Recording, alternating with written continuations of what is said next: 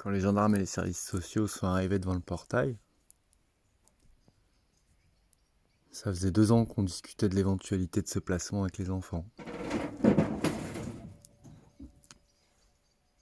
Eh ben ça t'apprendra la poule.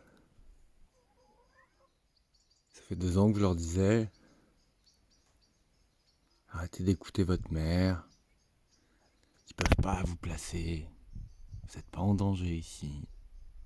C'est pas parce que je vous mets pas à l'école, parce que je suis fermier en montagne, qu'ils vont vous mettre en famille d'accueil. Ils vont trouver une solution. Le but de l'histoire, c'est quand même que vous réussissiez à aller bien avec 2 parents bizarres. Ils sont pas là pour vous bousiller, c'est pas leur but. Bref, je leur ai raconté des grosses conneries en fait. Mais j'y croyais encore un petit peu. Au début, j'y croyais à la démocratie, au service public. J'y ai cru presque 38 ans en fait. De moins en moins. Hein. À la fin, j'avais de l'espoir que peut-être, en participant, en éduquant des enfants avec les valeurs de la République, ils pourraient changer la société. Mais non, elle les a attrapés avant qu'ils en soient capables. Pas folle. Elle est trop contente comme elle est, la société. Faudrait pas qu'elle change, dit. Donc je leur avais dit que ça pouvait pas arriver, mais je leur avais aussi dit que si ça arrivait, je les livrerais pas. J'avais déjà dû les livrer 2 fois dans des situations débiles où les services sociaux... Une fois où la juge avait oublié de prolonger une ordonnance, où les gamins se retrouvaient plongés chez la mère sans prévenir. J'avais dit non, cette fois je livrerai pas les gosses, je m'opposerai à ce placement. Sans doute pour ça qu'ils ont envoyé les gendarmes. Quand ils entendent opposition, bah forcément ils entendent violence. Quand on a 12 de QI, on pense avec 12 de QI. Voilà. Donc ils ont pensé que j'avais 12 de QI. Donc ils sont venus et je leur ai répondu gentiment que je m'opposais à ce placement. Puis je suis reparti, je les ai laissés devant le portail. On dit qu'ils allaient les prendre par la force. Je leur ai dit oui, je me doute bien. Allez, va les prendre. Les gamins, quand ils ont vu ma gueule, ça a fait ni une ni deux. Ils ont calté dans les fourrés, ils se sont tirés les marmots dans leur forêt, dans leurs collines. Et là, les gendarmes ont décidé de me placer en garde à vue. Ils m'ont menotté. Puis après, ils m'ont promené dans tout le village menotté, en disant on cherche les enfants de ce monsieur.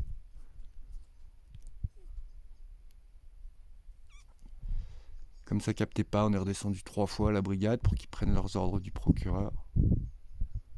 Pendant 6 heures, je leur ai dit arrêtez d'être cons.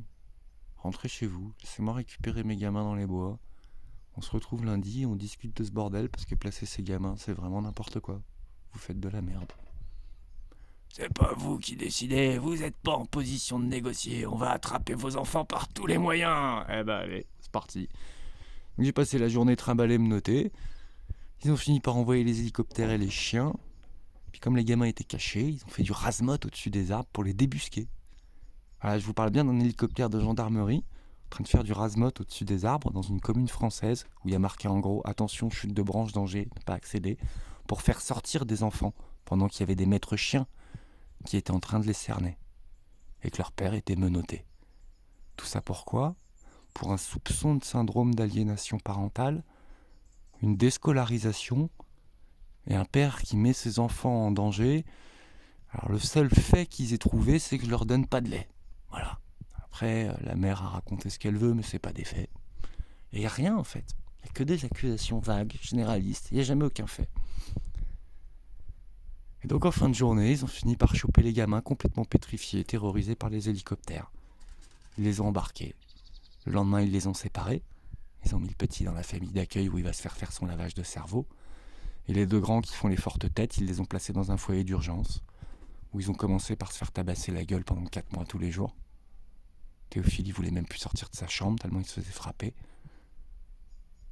Ces enfants qui mangeaient pas de lait, pas de blé, qui mangeaient tout bio, la nourriture de la ferme, la viande qu'on tuait nous-mêmes. Ils se retrouvent à bouffer du Sodexo, ça leur a fait du bien. C'est ce que la chef de centre a appelé une ouverture sur le monde. Voilà, ce qu'on veut, c'est juste leur apporter une ouverture sur le monde, monsieur. Puis à partir de ce moment-là, j'ai été traité comme un père dangereux. Vous voyez, la mère des enfants, elle les a maltraités pendant plus d'1 an et demi, et elle a failli en tuer 2, elle les a laissés avec la grippe sans boire ni manger pendant 48 heures. Elle n'avait plus le droit de les voir hors de la présence d'un tiers. Eh ben le père, on va lui faire pareil, hein. Donc le père, il est dangereux parce que il dit des trucs pas cool sur la mère et qu'il donne pas de lait à ses gosses.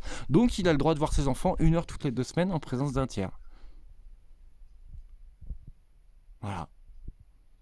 Et là, on tombe sur la difficulté des hauts potentiels, de certains hauts potentiels, bien sûr. En tout cas, ma difficulté, ça c'est sûr. C'est qu'il y a un moment où, quand l'injustice est trop patente et qu'une petite merde humaine, dominatrice, narcissique, savoure là, comme cet éducateur derrière le portail avec son immense sourire jusqu'aux oreilles. J'aimerais bien commencer à voir comment un éducateur passe ses journées à placer des enfants et à sourire. Comment est-ce qu'on peut donner ce travail à quelqu'un comme ça? Il y a un problème. Il y a un problème.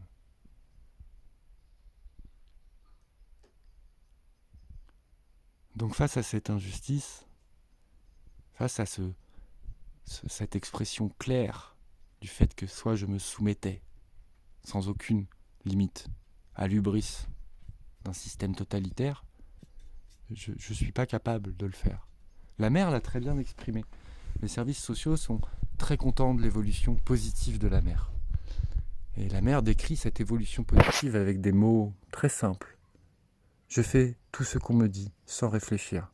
J'ai perdu toute autorité sur ma vie. Alors vu ce qu'elle leur a infligé, peut-être en effet qu'à un moment il faut la mettre sous une forme de tutelle. Mais moi, rappelez-moi, je leur ai infligé quoi mes gosses? Ils sont occupés pendant 3 ans, je les ai emmenés chez l'ophtalmo, je les ai emmenés chez le dentiste, je les ai pas emmenés chez le médecin, ils étaient pas malades. Je leur ai donné à manger, je leur ai construit une maison, je leur ai fait l'école à la maison, j'ai pris le temps de le faire. Et donc je suis un père dangereux. Ma conclusion, elle est tous vous faire foutre. Je leur avais dit, si vous faites ça, ce que vous ferez, c'est que vous enlèverez leur père aux enfants. Bah ils en ont profité. Voilà. Donc j'ai pas vu mon fils de 8 ans depuis le 20 mai. Même ce que je leur dis au téléphone, c'est mal. Il va falloir que je sois recadré durant mes échanges avec les enfants. Donc en gros, ils veulent m'utiliser comme support de redressement pour mes gosses. Je sais pas comment j'ai fait pour pas tout cramer. Ça devait être ce qu'ils espéraient, mais ils vont être déçus. Je vais trouver un autre moyen de foutre le feu, moi. Et il va falloir tous qu'on trouve un autre moyen de foutre le feu.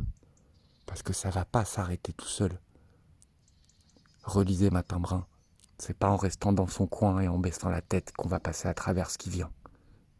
Ils vont nous acculer tous, un par un, à ne plus avoir que eux pour survivre. Et pour vivre selon leurs règles et leurs valeurs morales et leur conception du monde. C'est pas une blague.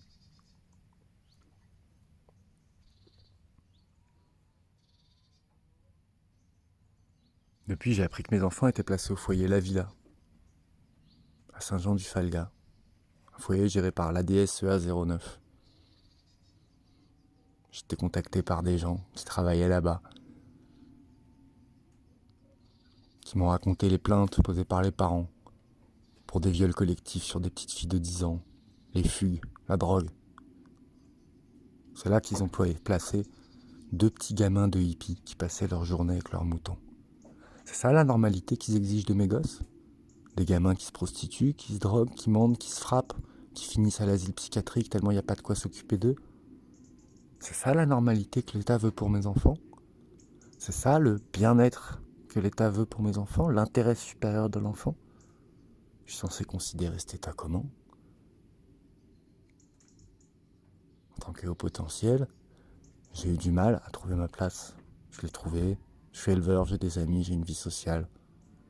Je suis un marginal intégré, comme tous ceux qui ont créé le monde. Parce que c'est pas les moutons qui ont créé le monde, hein, faut être clair. Et qu'est-ce qu'ils vont devenir, eux? Parce que moi, mon vecteur d'intégration, c'était mes gosses. Maintenant que je suis tout seul ici, là, dans ma montagne avec mes potes, l'intégration, elle va pas aller bien, hein. J'ai plus aucune raison de faire quoi que ce soit pour ce système. Ça ment, ça triche, ça fait des faux documents, ça communique pas les pièces. J'ai porté plainte avec partie civile, 3 ans plus tard, je reçois une lettre pour me dire « On va vous rembourser votre caution ». Cool, trop bien, ça vaut le coup, félicitations, c'est pratique. Comment on fait? Faut sucer Benalla pour avoir le droit de tout faire dans ce pays? Ça marche comment? Je comprends pas. Je suis censé faire quoi maintenant? J'ai perdu ma boîte, je suis endetté, on m'a enlevé mes 3 gosses. Non, j'ai pas pété un plomb, non, j'ai pas tapé les flics, non, j'ai pas cramé la ZEU, non, je me suis pas pendu. Je vais m'occuper du problème. Et s'il n'en reste qu'un, je serai celui-là, comme disaient ceux qui savaient de quoi ils parlent.